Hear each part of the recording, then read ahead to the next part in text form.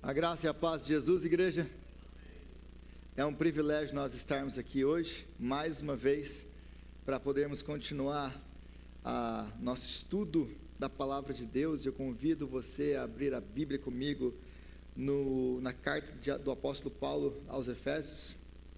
Carta de Paulo aos Efésios, no capítulo 5, nós continuamos de onde paramos na última semana, a partir do versículo 15. Carta do apóstolo Paulo aos Efésios, capítulo 5, a partir do versículo 15, nós lemos até o final do capítulo, versículo 33. Efésios 5, 15 a 33. Eu creio que os irmãos encontraram. Diz assim a palavra de Deus: tenham cuidado com a maneira com que vocês vivem, que não seja como insensatos, mas como sábios, aproveitando ao máximo cada oportunidade, porque os dias são maus. Portanto, não sejam insensatos, mas procurem compreender qual é a vontade do Senhor.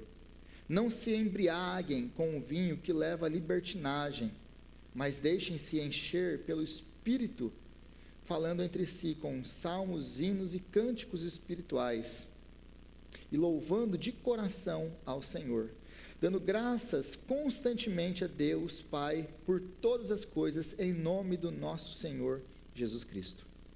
Sujeitem-se uns aos outros por temor a Cristo.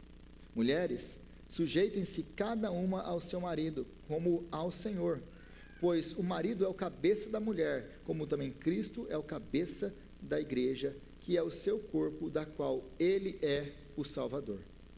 Assim como a igreja está sujeita a Cristo, também as mulheres estejam sujeitas em tudo aos seus maridos. Maridos, ame cada um a sua mulher, assim como Cristo amou a igreja e entregou-se por ela para santificá-la, tendo-a purificado pelo lavar da água mediante a palavra, e para apresentá-la a si mesmo como igreja gloriosa, sem mancha, nem ruga ou coisa semelhante, mas santa e inculpável. Da mesma forma, os maridos devem amar cada um a sua mulher, como ao seu próprio corpo. Quem ama a sua mulher, ama a si mesmo. Além do mais, ninguém jamais odiou o seu próprio corpo, antes o alimenta e dele cuida, como também Cristo faz com a igreja, pois somos membros do seu corpo. Por esta razão, o homem deixará pai e mãe, e se unirá à sua mulher, e os dois se tornarão uma só carne. Este é um mistério profundo, refiro-me, porém, a Cristo e à igreja. Portanto, cada um de vocês também ame a sua mulher, como a si mesmo, e a mulher trate o marido com todo o respeito. Palavra de Deus. Senhor, nós te louvamos e exaltamos pela sua palavra e pelo privilégio que nós temos de ler a sua palavra e agora de expor a sua palavra. E nós clamamos a ti, ó Pai, que o Senhor venha nos dar entendimento, olhos abertos, ouvidos abertos, mente iluminada, um coração como um terreno fértil que vai receber agora as sementes que vão ser plantadas, e que essas sementes, elas venham mesmo criar raiz, e venham mesmo crescer nas nossas vidas, e venham dar frutos para o louvor da sua glória. Deus abençoa a exposição da sua palavra, para a glória do seu próprio nome, para a exaltação do Senhor Jesus Cristo, e para o bem do teu povo. É a nossa oração, em nome de Jesus. Amém. Na última semana nós começamos o capítulo 5, hoje nós concluímos o capítulo 5, e como nós temos estudado no livro de Efésios, nós temos visto, e eu disse isso na última semana e repito agora, que nós temos uma espinha dorsal em todo o livro de Efésios, que é a metáfora do andar, a palavrinha grega peripatel, que o apóstolo Paulo ele usa desde o capítulo 2. No capítulo 2 é a primeira vez que ele usa logo de começo, e ele fala da condição do homem sem Cristo. Como que nós andávamos sem Cristo? Nós andávamos em transgressões e pecados. Mas aí no capítulo 2, no versículo 10, ele faz um contraste. Mas agora nós somos chamados a andar em boas obras. Uma vez que agora nós estamos em Cristo, nós andamos em boas obras. Ele continua o contraste agora no capítulo 4, a partir do versículo 1, quando ele diz assim: andem de modo digno da vocação que vocês foram chamados. Então nós somos chamados a andar de modo digno do Senhor, da vocação que nós temos em Cristo Jesus. E aí ele faz um contraste de novo com o versículo 17: não andem como os gentios. E é interessante esse contraste que ele faz: andem como dignos da vocação, e ele fala: não andem como os gentios, visto que Éfeso era uma igreja predominantemente gentílica. Então ele está falando para eles: vocês não andem mais como vocês costumavam andar, gentios, porque agora vocês têm um novo Senhor, agora vocês têm um novo Pai, agora vocês têm uma nova natureza. Então, capítulo 2 e o capítulo 4, ele faz um contraste. Primeiro no capítulo 2, depois no capítulo 4. Mas aí no capítulo 5, ele nos dá agora aqui basicamente 3 ordens que nós já vimos. No capítulo 5, versículo 2, ele diz: andem em amor. Então ele nos chama aqui, ele nos ordena a andar em amor, como nós vimos na última semana.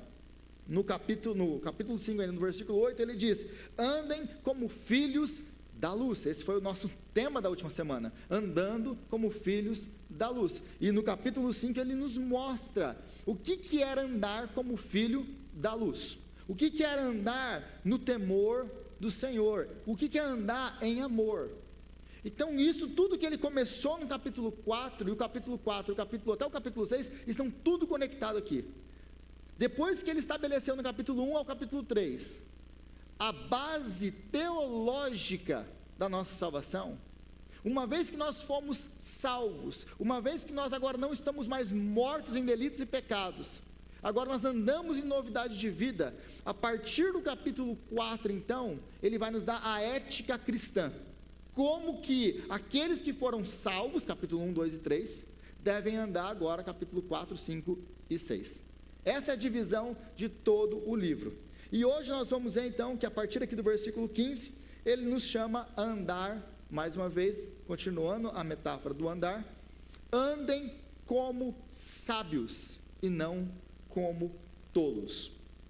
E a pergunta que nós temos e que ele vai responder aqui é: o que é andar como sábio? Como nós podemos andar como sábios? O que significa isso? O que significa isso? Ele vai responder a partir do versículo 16. Andar como sábio é andar aproveitando todas as oportunidades. Andar como sábio é entender a vontade do Senhor. Andar como sábio é ser cheio do Espírito Santo. Andar como sábio é adorar em comunidade. Andar como sábio é se submeter uns a outros por temor de Cristo. E aí esse último versículo 21 aqui, ele vai nos mostrar claramente como que isso funciona dentro da nossa própria casa. Porque é dentro da nossa própria casa que nós temos a maior oportunidade para viver todo o chamado cristão, para andar como sábios, para andar como os filhos da luz, para andar em amor. Tudo que nós vimos e que ele nos ensinou até agora, aqui, ele tem que se tornar prática de vida, tem que ser vivido em primeiro lugar dentro das nossas casas. E é por isso que ele vai falar então a partir do versículo 22 sobre os casamentos. E se você não estava aqui, na época, esse capítulo do versículo 21 ao 33 aqui, eu tenho uma série de pregações de 10 mensagens só nesses versículos. Então se você não assistiu e você quer aprofundar essa questão de casamento, aí você vai ter que assistir uma outra série que já foi feita aqui na igreja. Mas hoje eu vou abordar isso aqui de um outro ângulo diferente do que eu fiz na última série lá com as 10 mensagens. Aí a primeira coisa então que você vê aqui ele nos instruindo: tenham cuidado então com a maneira com que vocês vivem, que não seja como insensatos, mas como sábios. Aí ele fala, então tá bom, o que é viver como sábio? A primeira coisa versículo 16, versículo 17, aproveitando ao máximo cada oportunidade, porque os dias são maus. Portanto, não sejam insensatos, mas procurem compreender qual é a vontade do Senhor. Então, em outras palavras aqui, o apóstolo Paulo está nos chamando a não desperdiçar as nossas vidas. E é interessante que essa palavrinha no original mesmo, no grego, ela está sempre associada, ela era usada para transações comerciais, de compra.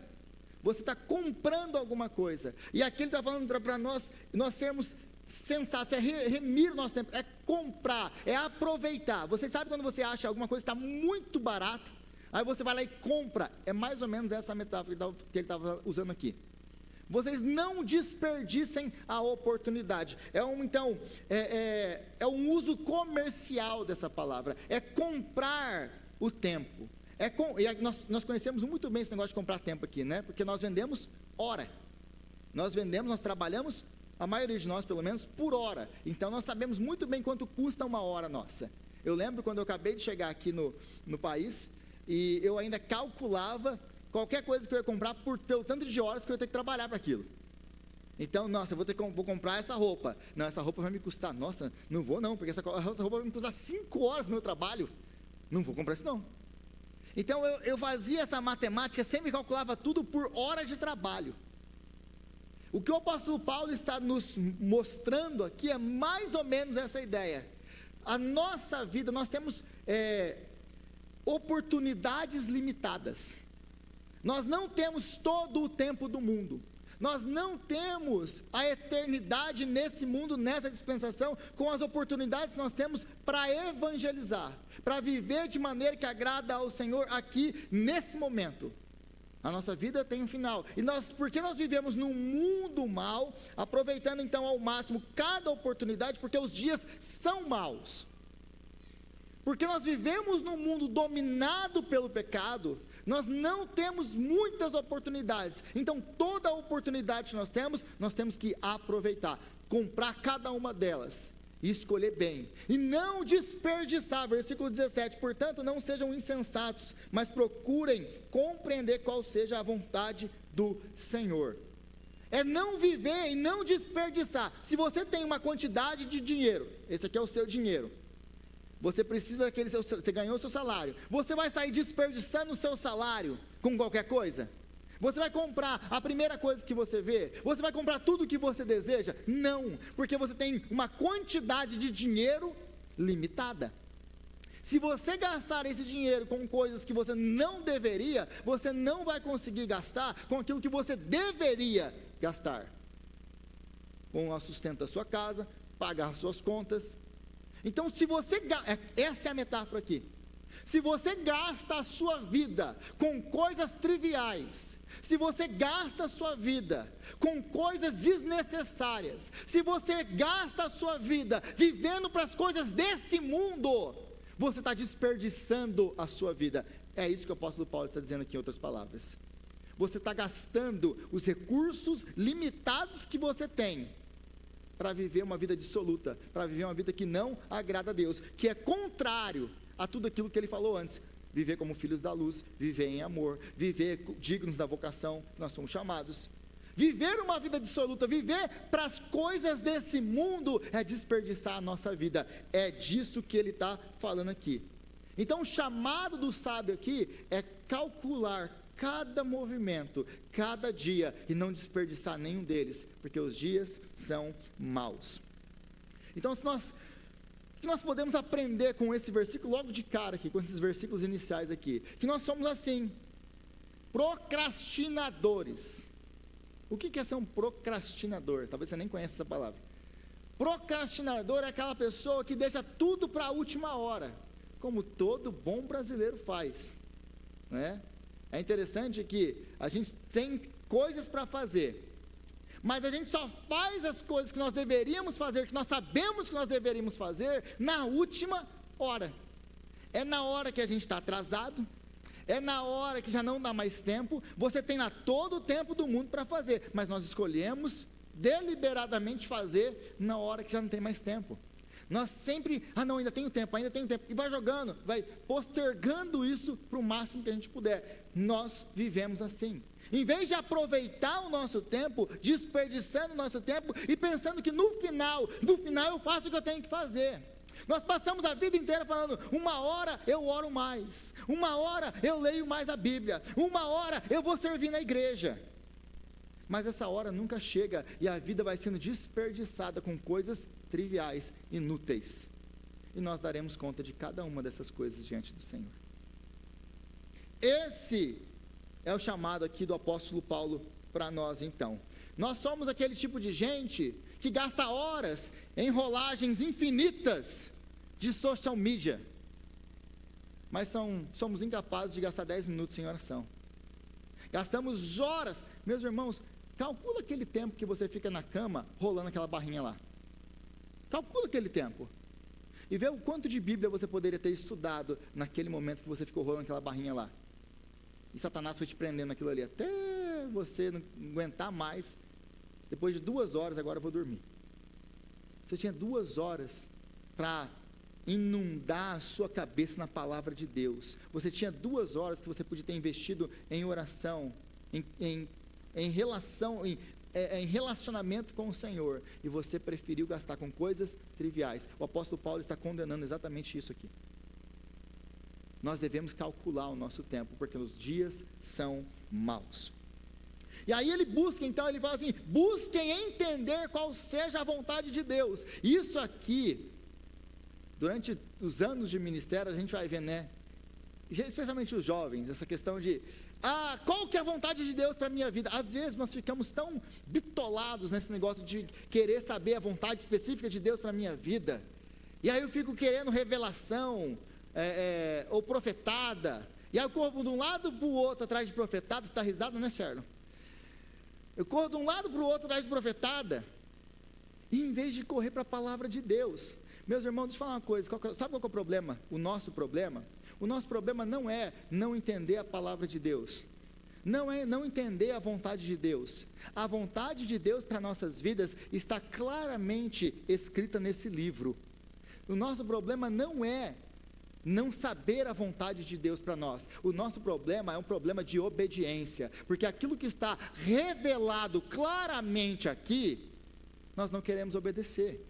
Sabe por que a gente fica querendo buscar profetada e uma palavra específica para mim? Porque nós não queremos obedecer o que está claramente revelado aqui. O nosso problema não é que nós não conhecemos a palavra, nós não conhecemos a vontade de Deus, nós conhecemos, nós não queremos submeter a elas. Esse é o nosso problema. Por quê? Por exemplo, se você pegar tudo que você vai ouvir hoje aqui, se você pegar tudo que você ouviu na última semana, não vou nem falar do resto de todos os anos que eu tenho pregado aqui, você pegar só dessas últimas 2 semanas e aplicar isso aqui na sua vida, a sua vida já vai ser transformada.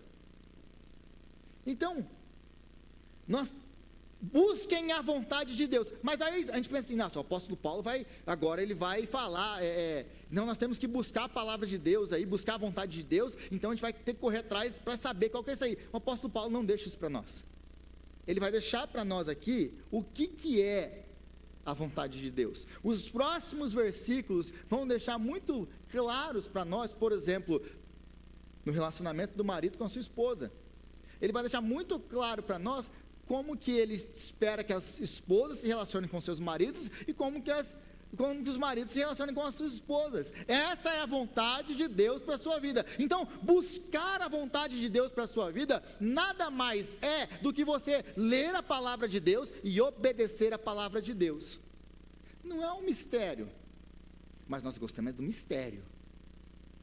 Nós gostamos, sabe por que nós gostamos do mistério? Porque nós temos a desculpa de falar que nós não entendemos direito. Mas a gente não tem essa desculpa, porque a Bíblia está muito clara no que a gente tem que fazer, no que a gente não tem que fazer. Mas a gente fica perdendo nosso tempo com outras coisas que não deveríamos. Então, nosso problema é obedecer, nós não queremos obedecer a palavra de Deus.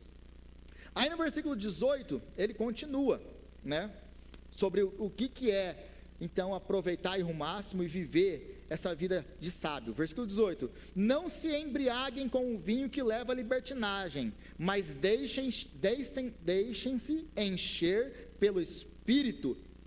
Então, a segunda coisa que ele vai nos falar aqui, não encham a cara de vocês. E aí a gente pensa, nossa, é o apóstolo Paulo falando isso no Novo Testamento. É só ser para o Antigo Testamento. Lá abre o livro de Provérbios lá. Tem uma descrição muito clara lá de alguém que está alterado, né, que está bêbado lá. E o livro de Provérbios toda hora fala contra o vinho, contra a bebida alcoólica. Aí nós temos, até mesmo dentro do Império Romano aqui, os filósofos gregos já tinham falado, até mesmo os filósofos gregos já tinham falado, alertado contra o problema da embriaguez. O apóstolo Paulo está vindo aqui então e nos alertando de novo. E isso aqui é muito importante você entender o contexto histórico dessa passagem, porque Éfeso, ele tinha um culto a Dionísio ou Baco que era muito forte. E o culto, eu já expliquei isso antes, que o culto a Dionísio, ele que é o deus do vinho, da embriaguez, da orgia, o deus da festa. Então, as pessoas iam adorar Dionísio dentro do templo de Dionísio, regado a muito vinho e muita imoralidade.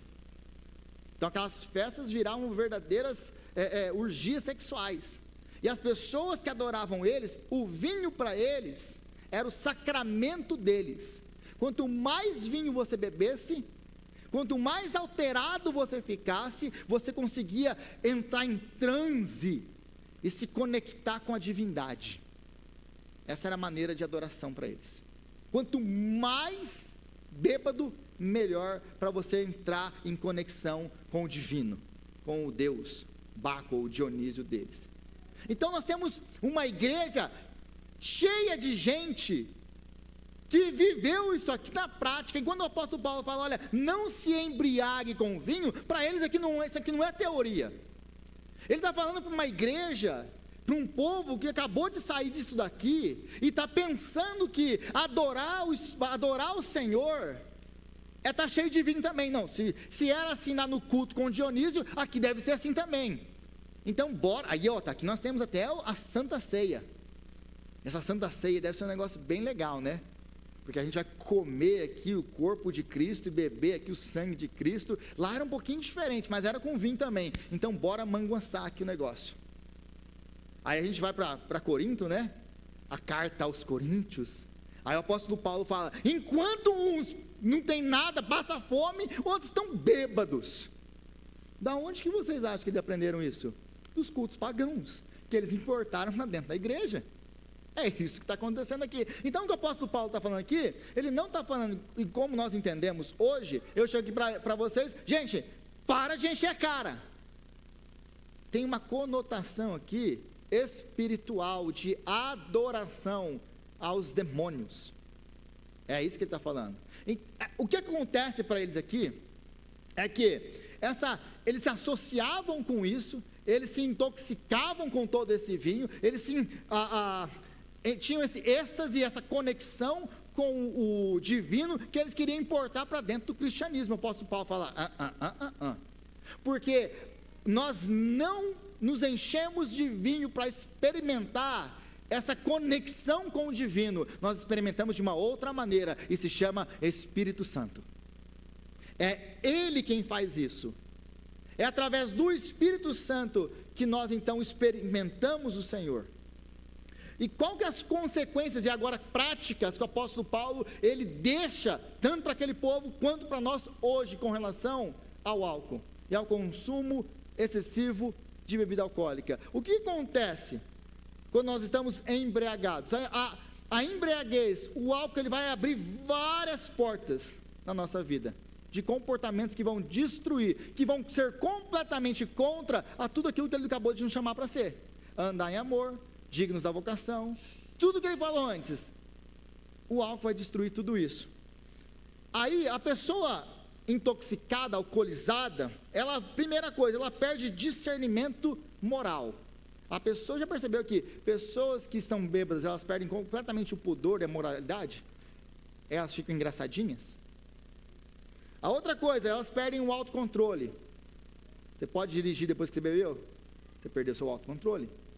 Você perde a capacidade de resistir às tentações. Aliás, tem gente que bebe para isso mesmo, para ficar corajoso. Então você perde completamente o seu autocontrole, a sua moralidade, capacidade de raciocínio e de resistir ao pecado.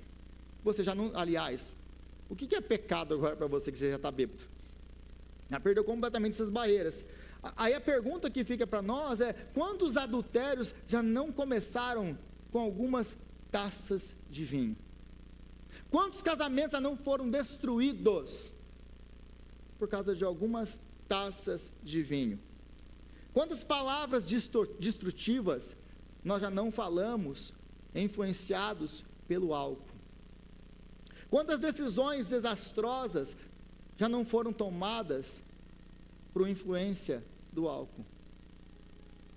Então, tudo isso daqui, a embriaguez, ela só é o primeiro passo de uma ladeira que vai terminar em libertinagem e na quebra de tudo aquilo que o apóstolo Paulo nos chamou para ser santos. É disso que ele está falando aqui. É isso que ele está alertando a igreja em Corinto, em Éfeso e hoje. Esse é o primeiro passo. Aí é daqui que você vai ladeira abaixo no pecado. Então, no final, vai levar uma vida desperdiçada, que é o que ele está indo contra aqui. Não desperdicem a vida de vocês. Sejam sábios. Olha, calculem o tempo. Não desperdicem. Aí o álcool vai fazer exatamente isso. Vai nos fazer desperdiçar a vida. E no final, ainda vai destruir com muitas coisas, famílias, empregos, vida, e nos destruir com o nosso testemunho e com o nome do Senhor que nós dizemos servir. É isso então que ele está nos chamando aqui a tomar cuidado.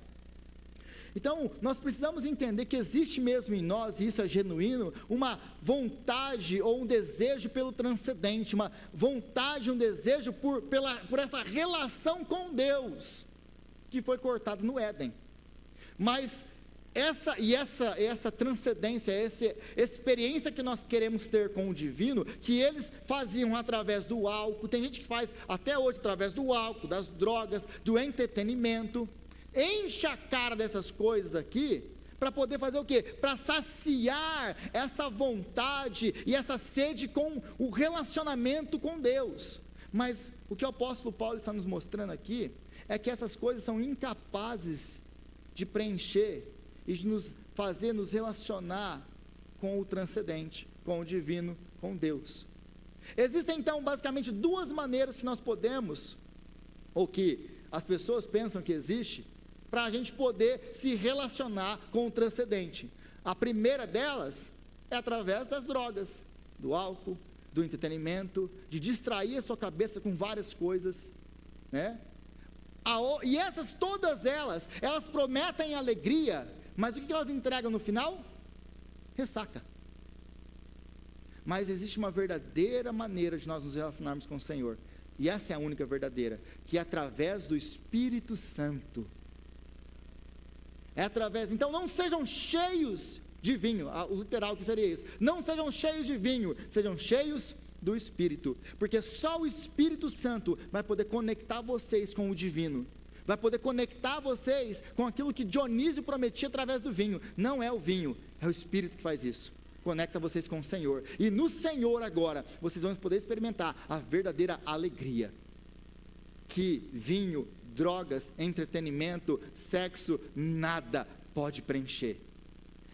Então, tudo isso que essas coisas oferecem são fakes, são imitações, são caricaturas defeituosas de ser cheio do Espírito Santo.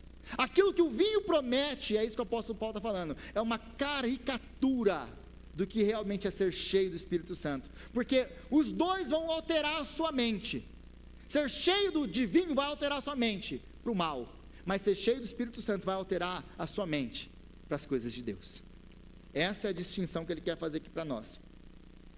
Agora, mas o que é ser cheio do Espírito Santo? Porque agora ele nos chama aqui então a ser cheios do Espírito Santo. Ele vai nos responder. Ser cheio do Espírito Santo, versículo 19, falando e louvando a Deus. Depois ele vai falar no versículo 20, o que é ser cheio do Espírito Santo? É dar graças a Deus em todo o tempo. E no versículo 21, ele vai nos falar que é ser sujeitai-vos uns aos outros, é ser submisso, é ser sujeito. Nós vamos chegar no versículo 21, que o versículo 21 ele fala uns aos outros. E aí ele vai dividir esse uns aos outros no relacionamento de marido e mulher, que nós vamos finalizar com isso. Então, a primeira coisa que ele nos ensina, falando e louvando, versículo 19, falando entre si com salmos, hinos, cânticos espirituais, cantando e louvando de coração. Opa, tem uma coisa aqui. Primeiro, falando entre vocês como salmos, hinos e cânticos. Salmos é uma referência ao que nós temos, o saltério. Nós temos os 150 salmos na Bíblia. Os judeus, você sabe que eles foram escritos, são cânticos. Para nós em português não faz muito sentido, muitas vezes, por causa, perde, né, o jogo de palavras, perde toda a poesia para nós quando nós passamos para o português. Mas no original, em hebraico, são cantados, são canções. Então, cantar salmos para eles era literalmente cantar os salmos que nós temos na Bíblia. Então, cantem os salmos. Mas ele não para aí. Porque eu vejo algumas igrejas argumentando que nós só podemos cantar salmos dentro da igreja. Bom, isso é um problema se você vai interpretar esse versículo aqui agora, do versículo 19. Porque quando ele fala aqui, cantando entre vocês com salmos, hinos e cânticos, não são salmos. Lembra que o apóstolo Paulo está falando para uma igreja que é composta, na sua grande maioria, de gentios. Então ele está falando aqui, quando ele fala salmos, hinos e cânticos espirituais, ele está atingindo toda a comunidade, tanto de judeus quanto de gentios. Porque os judeus entendiam muito bem esse negócio de cantar salmos, o saltério é deles.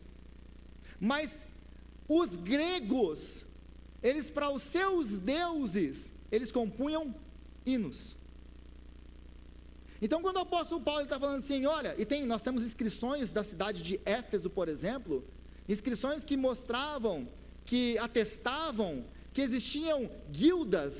Lembra que eu falei das guildas antes, explicando sobre essas associações que eles tinham, você era sempre separado naquilo que você fazia. Temos lá a guilda dos eletricistas, dos encanadores, dos carpinteiros. As pessoas eram separadas por aquilo que elas faziam. Então cada guilda tem o seu Deus. Existiam guildas, né, associações de músicos, que eles faziam hinos para os seus deuses, músicas para os seus deuses. Então quando o apóstolo Paulo fala aqui, olha, vocês cantem salmos, cantem hinos, cantem canções espirituais, ele está englobando tudo isso.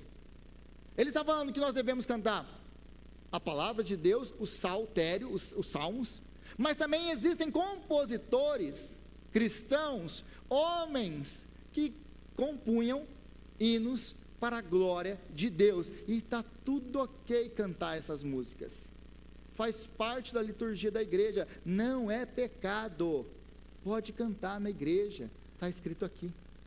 Ele engloba tudo isso. Então nós podemos cantar, por exemplo, quando nós cantamos salmos, nós sabemos que é uma música que está no saltério, então a música, nós estamos cantando um salmo, literalmente.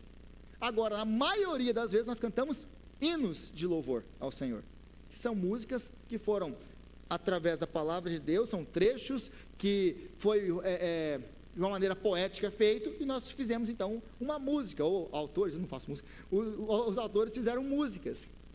Então isso entra na categoria de hinos, e é isso que ele está nos falando aqui, que está ok. Então por quê? Porque a música foi dada por Deus, não foi Satanás que inventou a música. Todos os ritmos, Deus inventou a música, não foi Satanás. A música foi criada, aliás, para a glória do nome dele. A música foi criada para entendermos mais e mais sobre teologia. Vou dar um exemplo para você do poder da música. Você que não, talvez como eu, que não andou, que não cresceu dentro da igreja, você escutou muita música do mundo. Há 10, há 15, está na igreja talvez como eu, há 20 anos. Mas quando você escuta aquela música do mundo que tocou lá na sua infância, toca uma frase da música, você lembra do quê? Da música inteira. Esse é o poder da música.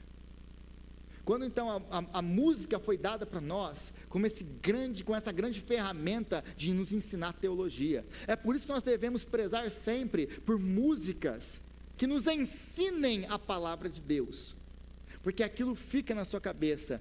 E como é bom quando você está, de repente você está ali dirigindo e vem aquele hino na sua cabeça e você começa a cantar e louvar o Senhor.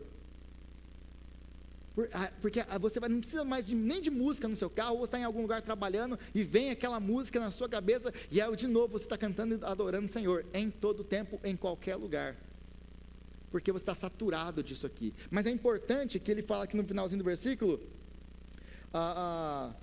dizendo, louvando de coração ao Senhor. Nós não adoramos a Deus de qualquer maneira. Quando o ministério de louvor está aqui, tocando, Deus, ele está preocupado com o coração, ele não está preocupado com a performance. Nossa, acertamos todas as transições, todas as músicas, nossa, hoje as vozes estavam afinadas e foi tudo perfeitozinho. Deus não está preocupado com isso, porque o nosso melhor para Deus não é nada, é imperfeito. Deus, ele quer olhar para o nosso coração. Isso significa então que nós não vamos fazer o nosso melhor? De maneira nenhuma, porque se você vai fazer de todo o seu coração, você vai fazer todo o seu melhor.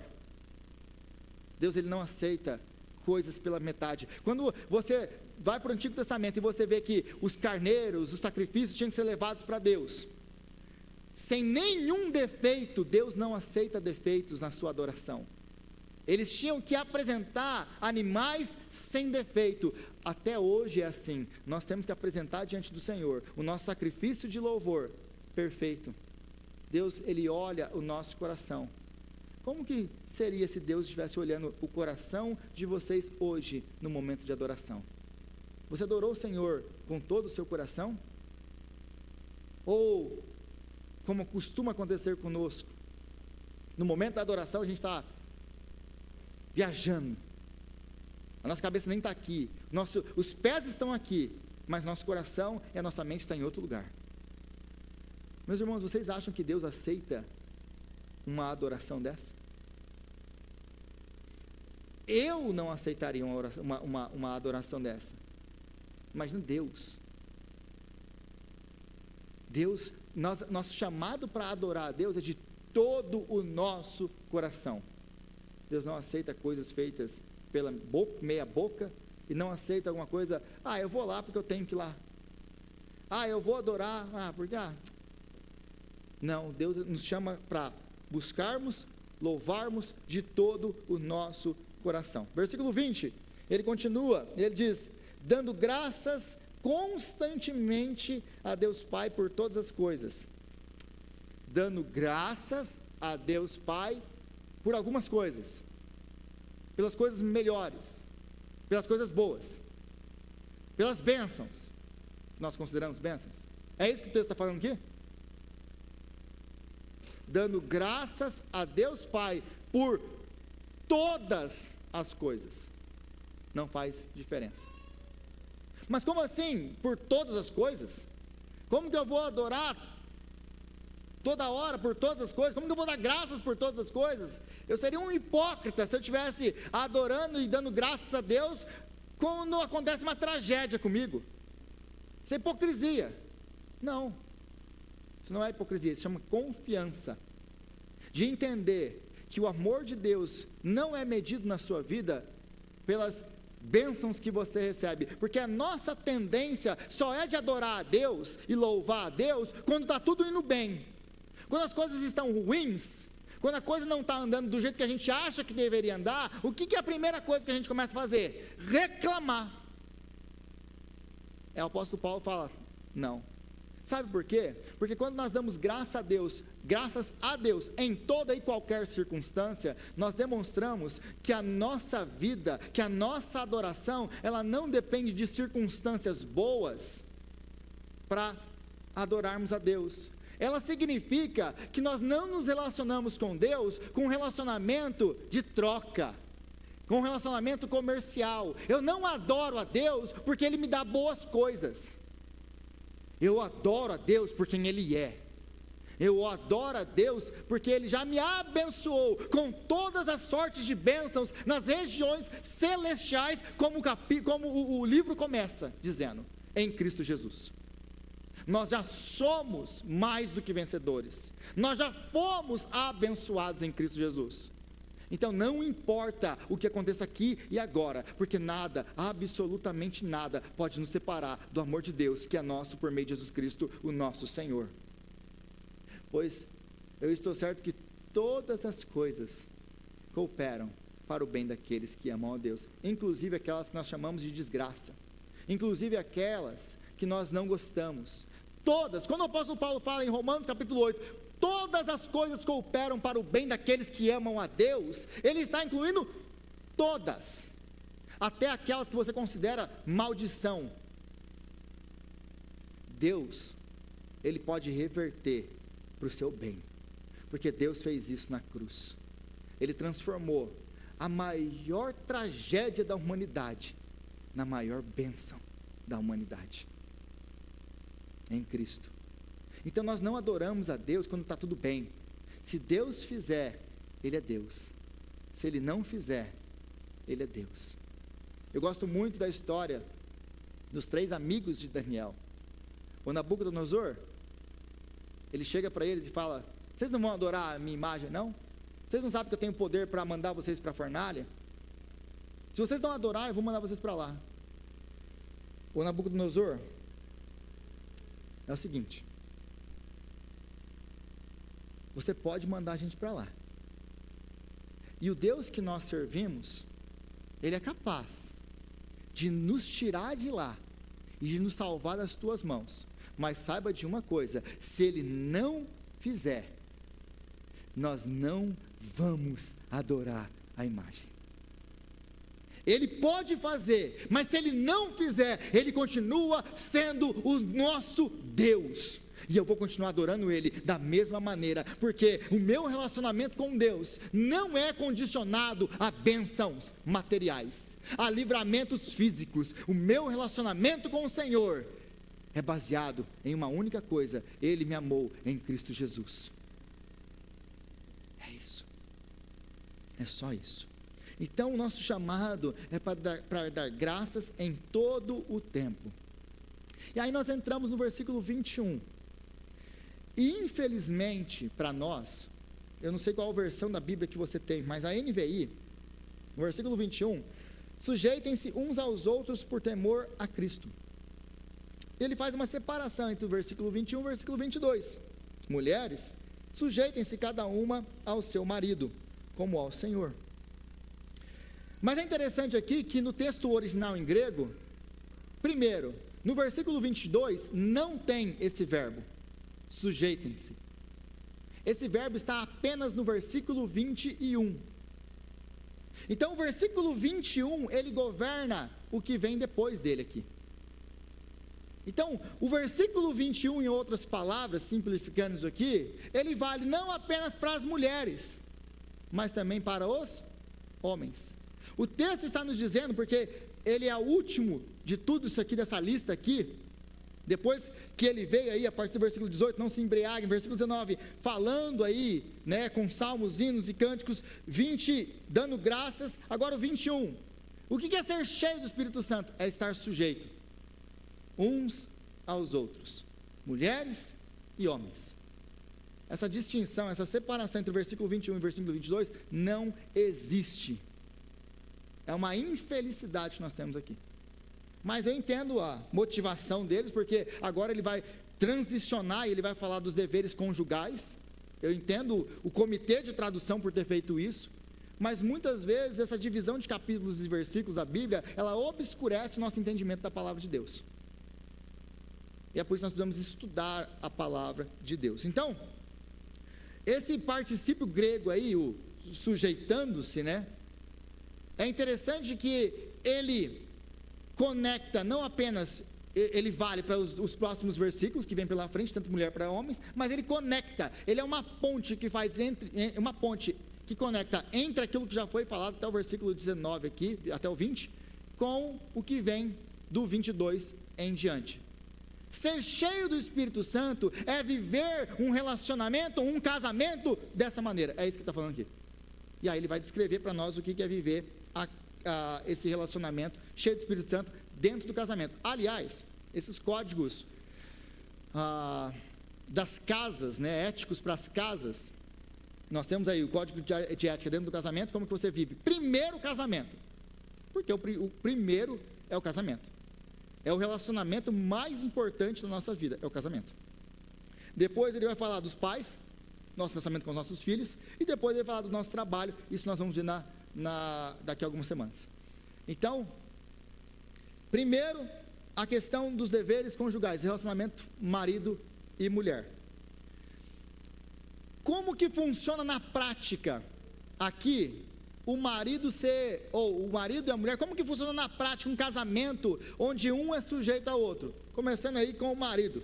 O marido, então, que lidera, que é cheio do Espírito Santo e que se sujeita, como é ensinado aqui e requerido aqui, o marido é aquele marido que lidera no temor de Cristo, no temor do Senhor, e não como um tirano que exige obediência cega de ninguém, que oprime. Não é um tirano, ele não é um César, ele não é um imperador, ele não é um ditador. Ele faz isso em amor. Ele é um servo que está disposto a entregar a sua vida pela sua esposa. A segunda coisa, ele é o pai que disciplina os seus filhos. De novo, não é um tirano, um déspota, que vai arrebentar com os filhos dele. Não, ele vai educar nos caminhos do Senhor. Ele vai educar de maneira amorosa, como um pastor educa e cuida das suas ovelhas. Ele vai ser também um empregador, que nós vamos ver ainda, um empregador que não apenas gerencia pessoas a todo custo para ter o máximo de lucro que ele pode ter. Ele vai gerenciar pessoas, mas ele vai pastorear pessoas, mesmo ele sendo um empregador delas, porque ele entende uma coisa: existe um Deus no céu, que é o meu Senhor. Então ele não vai oprimir ninguém. Ele vai ser uma pessoa, então, que dentro do casamento dele, ele cuida e ele serve, ele lidera pelo serviço. Ele vai lidar com os filhos dele em amor. Ele vai lidar com os empregados dele, sabendo que ele tem um Senhor nos céus também. Então, a vida inteira dele vai ser transformada, sujeitando uns aos outros em amor. Mas ele começa a partir do versículo 22 falando das mulheres. Mulheres, sujeitem-se cada uma ao seu marido como ao Senhor, pois o marido é o cabeça da mulher, como também Cristo é o cabeça da igreja, que é o seu corpo, da qual ele é o Salvador. E aqui a gente vem aquela palavrinha que as mulheres amam: submissão, sujeição. Aí eu já consigo até ver as bolinhas subindo, pup, pup, pup. Ninguém, nem homem nenhum manda em mim. Ainda mais na época que nós vivemos, na época do feminismo. Aliás, deixa eu abrir uma aspas aqui na minha pregação, só para eu explicar um pouquinho para vocês, porque vocês pensam que esse negócio de feminismo começou agora, e não começou. Na época do apóstolo Paulo, no primeiro século, nós temos o que o Bruce Winter, nos seus livros, né, sobre o contexto histórico do primeiro século. Se você quer ler um especialista nessa área, você vai ler o Bruce Winter. O Bruce Winter, ele nos fala das novas mulheres que apareciam naquela época. As novas mulheres eram matronas gregas, ou romanas, mulheres de alta posição que tinham dinheiro. E essas mulheres, elas não queriam mais se sujeitar aos seus maridos. Aí elas tiravam os seus véus. O véu, ele era nada mais, nada menos do que o símbolo de submissão da mulher ao homem. Quando a mulher tem um véu sobre a cabeça, o casamento era o desvelar, a mulher agora ela está velada para o seu marido, velada para todos os homens e desvelada apenas para o seu marido. Então, quando a mulher está velada na presença de todos, quando ela está com o véu, significava que a mulher, ela está submissa ao seu marido. Essa mulher é uma mulher casada, o que para nós seria hoje a aliança de casamento. Ela em público, ela tinha o véu, e o véu mostrava: eu sou uma mulher que não estou disponível sexualmente. Porque era muito comum naquela época, os homens, lembra daquele contexto que eu expliquei na última semana, os homens, eles casavam por conveniência para manter família, mas eles tinham prazeres sexuais com outros homens ou meninos ou outras acompanhantes. Algumas dessas acompanhantes, elas eram prostitutas de luxo, se eu posso colocar dessa maneira, com todo o perdão na palavra. Elas eram mulheres que eram acompanhantes para eventos sociais de ricos. Então eles levavam essas mulheres para lá, mas porque a mulher não tinha um véu sobre a cabeça, eles sabiam que aquela mulher era apenas uma acompanhante sexual para aquela noite. Todos os amigos, os senadores e outras pessoas sabiam, ela não é esposa dele, porque ela não tem um véu. Então, quando você vê em 1 Coríntios, o apóstolo Paulo falando sobre véu, que a mulher não podia tirar, ela não podia falar, orar sem o véu na cabeça, era disso que ele estava falando. Não é que as mulheres têm que usar véu na igreja. A mulher, quando ela não usava o véu, ela estava tirando o véu, as mulheres casadas estavam tirando o véu, porque elas queriam os mesmos direitos dos homens, de ter relações ilícitas. Então elas tiravam o véu, falando, eu estou disponível sexualmente. Aí elas tinham e mantinham relações com esses jovens, fora do casamento, para poder falar, aquilo que os homens fazem, nós também queremos fazer. Então elas tiravam o véu por causa disso, e nesse tirar o véu, elas se identificavam com prostitutas. E é disso que o apóstolo Paulo está falando aqui. Mulheres, sejam sujeitas ao marido de vocês, porque elas não queriam se sujeitar aos maridos. Era uma época em que as mulheres estavam buscando mais educação, que elas queriam cargos públicos, eram mulheres que queriam independência dos homens. É o protótipo do feminismo que nós temos hoje. Se vocês pensam que o feminismo começou esses dias atrás, não começou. Nós já temos protótipo disso na Bíblia. É disso que o apóstolo Paulo está falando. E outra coisa, quando fala de os homens que não podiam cobrir a cabeça, eu lembro de ouvir isso na igreja, há muitos anos atrás, não pode ir de boné na igreja, não pode entrar de chapéu na igreja, por quê? Porque o homem não pode cobrir a cabeça. Sabe por que os homens cobriam a cabeça? Porque o véu era só para os sacerdotes. Os sacerdotes eram as pessoas que bancavam o culto, então eram as pessoas ricas, que tinham dinheiro para bancar aquilo lá. E aí bancar aquilo lá era muito caro. Quando o cara cobria a sua cabeça, mostrava que ele estava bancando aquilo tudo, que ele tinha dinheiro, mostrava status social, e mostrava também que ele era o sacerdote, que ele tinha uma posição diferente dos outros. Aí quando o apóstolo Paulo fala isso, porque os ricos vão entrando na igreja, eles começam a querer colocar essas práticas pagãs dentro da igreja. Aliás, todos os problemas de 1 Coríntios, se você estudar, são quando os ricos entraram na igreja. Os ricos entram na igreja e aí eles querem importar essa cultura greco-romana para dentro da igreja, e é onde há problema. Talvez uma hora eu vou expor 1 Coríntios para vocês poderem ver essa relação. Mas as esposas, então, elas não estavam querendo se submeter, e é por isso que o apóstolo Paulo está falando aqui, sujeitem-se aos seus maridos como ao Senhor. E é interessante aqui, porque essa sujeição, a palavra sujeitar-se aqui, a voz aqui, nós temos em português a voz passiva, e nós temos a voz ativa em português, mas no grego eles têm aquilo que é o meio, uma voz no meio aí, que ela não é nem passiva nem ativa. E essa é a tradução que para mim foi brilhante da NVI, sujeitando-se, porque ela não é ativa nem passiva. Não é passiva no sentido de ser subjugada. Eu vou ser subjugada, eu vou me entregar para que outra pessoa monte em cima de mim. Não é essa a linguagem aqui. Essa linguagem aí do meio é uma linguagem de ela está fazendo aquela ação de uma maneira que ela se entrega voluntariamente, mas se submetendo à vontade de outro. É disso que esse texto aqui então está nos falando. Essa é um inflexível, ou seja, se fosse aqui um passivo, se ele tivesse escrevendo aqui passivamente, seria, sejam subjugadas pelo seu marido. É isso que ele estaria escrevendo, se fosse passivo. Se fosse, ativo, ele vai dominar sobre você. Então, seria ele tentando escrever para os maridos, maridos, dominem as suas esposas, subjuguem as suas esposas, mas ele não escreve em nenhuma delas. se submetam. É a mulher que voluntariamente tem que se submeter ao marido, não é o marido que tem que sujeitar a mulher dele. É isso que esse texto aqui está nos mostrando, que o apóstolo Paulo está nos mostrando aqui. Então, as mulheres não têm que ser subjugadas pelos seus maridos, elas voluntariamente têm que se submeter ao marido, como elas se submetem a Cristo. Essa é a proposta. Então, a submissão aqui, primeiro, ela é voluntária, é uma decisão da esposa, não é uma imposição do marido. Segundo, ela é específica, ela é ao próprio marido e não a todos os homens. Isso aqui é importante, porque dentro do contexto de Roma, as mulheres eram inferiores, ontologicamente, as mulheres como ser, eram inferiores aos homens. O apóstolo Paulo não fala isso aqui.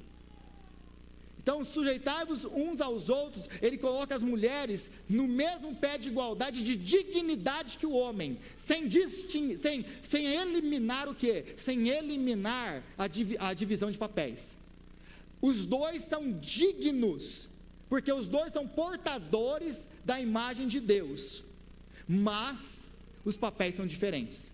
Para o Império Romano, as mulheres eram inferiores aos homens. Se você ler os filósofos, você vai ver isso muito claramente, que as mulheres eram inferiores aos homens. A quarta coisa, então, ela não precisava ser obediente a todo homem que passasse, porque era assim no Império Romano. Não, você vai ser obediente ao seu marido, você vai se submeter ao seu marido, não é todos os homens, porque não existe distinção entre mulher e homem no sentido de dignidade, mas de papéis, são papéis diferentes. Terceira coisa, então, qualificada, como ao Senhor, elas vão fazer isso, como ao Senhor, mas elas não vão divinizar o marido delas, elas não vão idolatrar o marido delas, elas vão se submeter, porque elas se submetem ao Senhor, é por isso que elas estão fazendo o que elas estão fazendo. A quarta coisa, é contextualizada.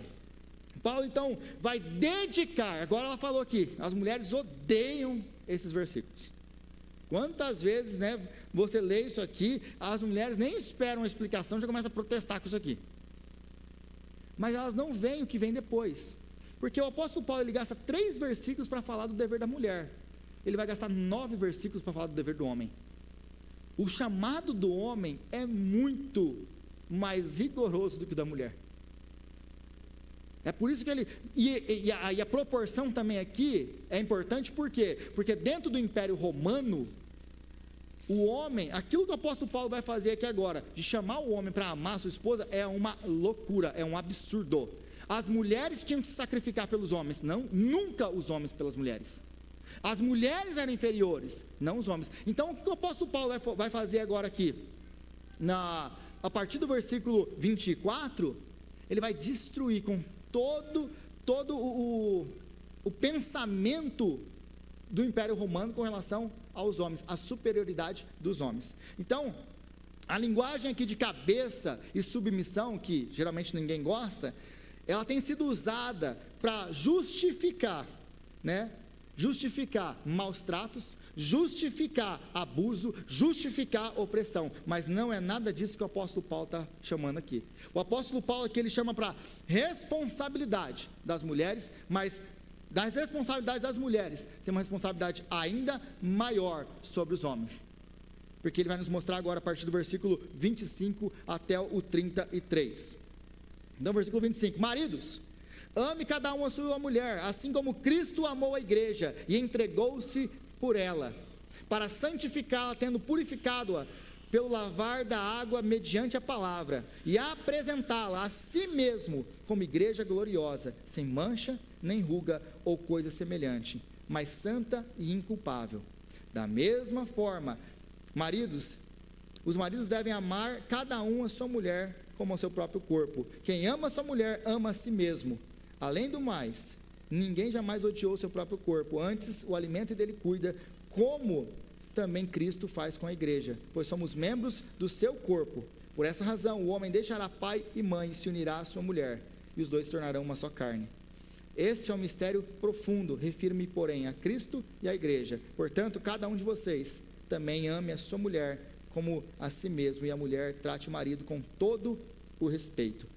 É interessante aqui a palavra que o apóstolo Paulo usa no versículo 33, a mulher trate o marido com todo respeito. Ele não usa a palavra obediência. Ele usa a palavra respeito. Respeite o marido. Não é obedecer. Obedecer é falar com os filhos. A mulher não obedece ao marido como os filhos obedecem. É diferente. A relação é diferente aqui. Mas vamos para os homens. Deixa eu abrir só uma coisa sobre a submissão feminina.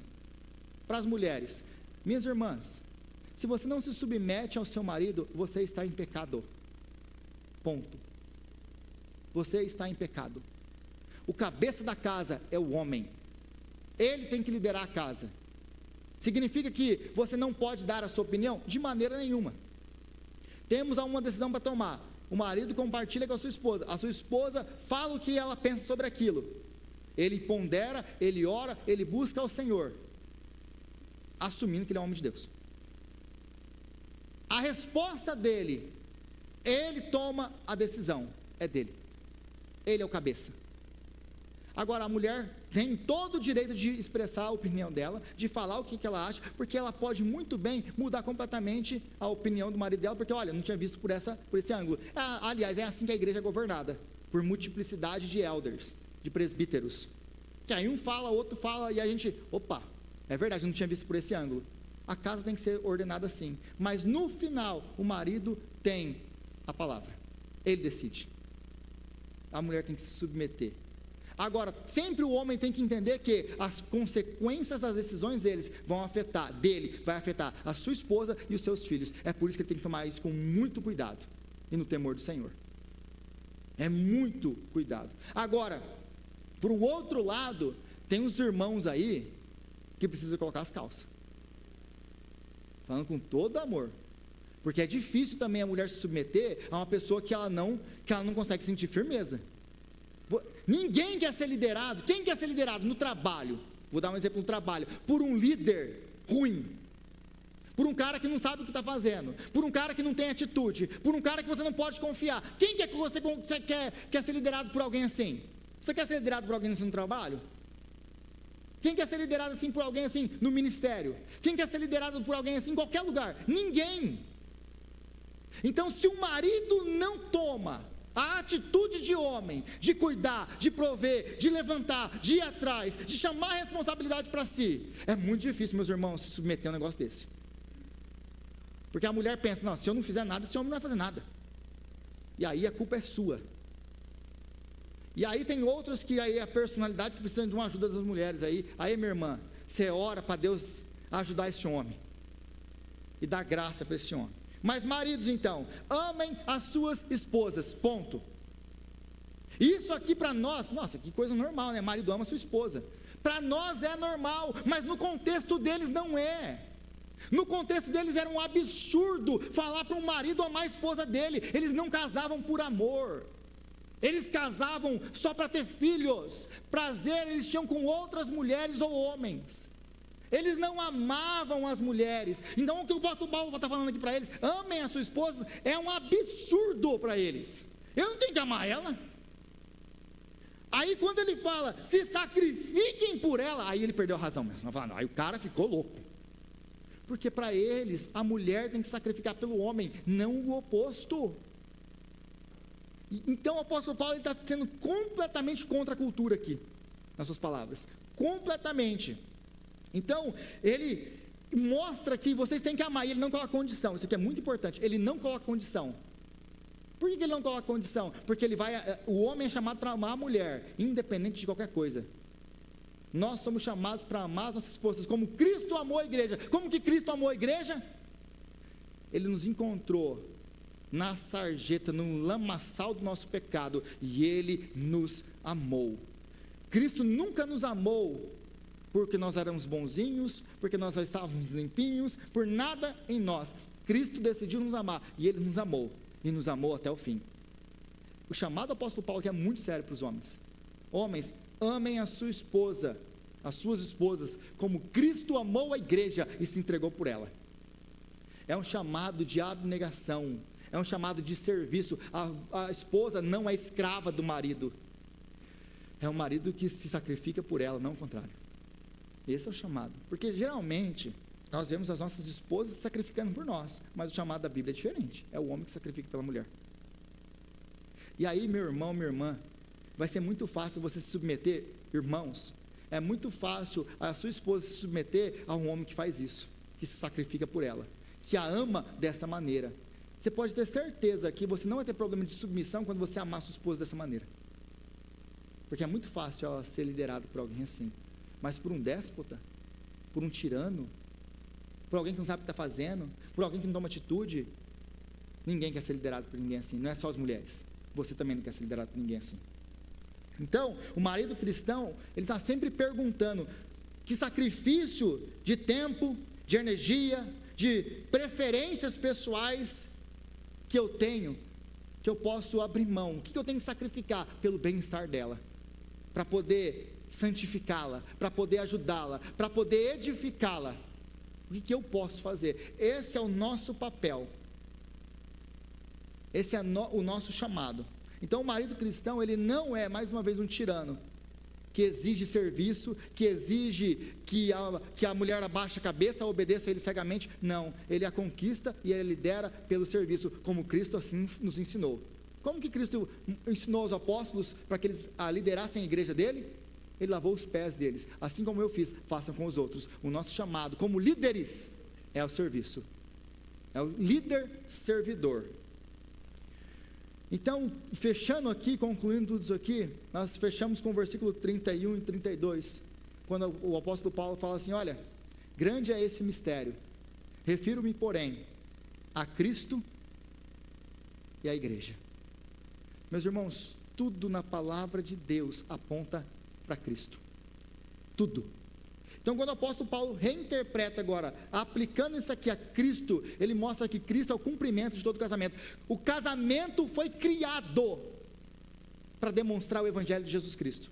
Quando o homem ama sua mulher de maneira sacrificial, ele está mostrando como Cristo amou a sua igreja, ele está pregando o evangelho com a sua vida para um mundo que está nos vigiando constantemente, para um mundo que quer acabar com o casamento. Quando a mulher se submete ao marido, como ao Senhor, ela vai mostrar como que Cristo se submeteu ao Pai, até a morte, e morte de cruz. Quando nossos casamentos andam nesse padrão que o Evangelho nos ensina, que o apóstolo Paulo acabou de nos mostrar aqui, nós glorificamos o nome de Deus através do nosso casamento. Nós somos uma expressão vívida do que é o Evangelho, para as pessoas que estão nos vendo.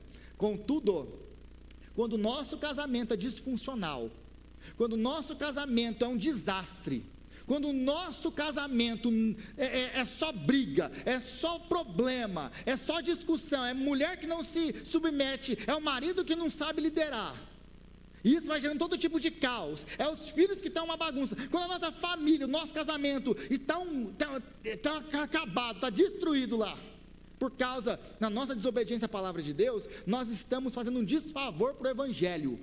Você e eu, nós envergonhamos o Evangelho com casamentos que não glorificam a Deus, porque o casamento foi criado para mostrar a glória de Deus revelada no Evangelho.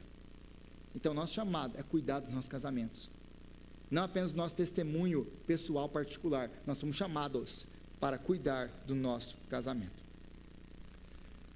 E é disso que o apóstolo Paulo nos ensina sobre essas coisas hoje. Senhor, nós te louvamos pela tua palavra, te agradecemos por tudo isso que o Senhor nos ensinou através da sua palavra hoje, e pedimos a ti, Senhor, que o Senhor nos venha nos dar graça para viver o chamado da sua palavra, nos submetermos uns aos outros. Nos ajuda, Senhor, a nós homens a amar as nossas esposas como Cristo amou a igreja. Ajuda-nos, Senhor, as nossas esposas a se submeterem em amor. Ajuda-nos, ó Deus, a falar com salmos, cânticos, hinos. Ajuda-nos, Senhor, a viver de maneira digna do chamado do Senhor para nós. Ajuda-nos, ó Deus, a andar como sábios, aproveitando toda a oportunidade para poder viver e pregar o Evangelho de Cristo. É a nossa oração em nome de Jesus. Amém e amém.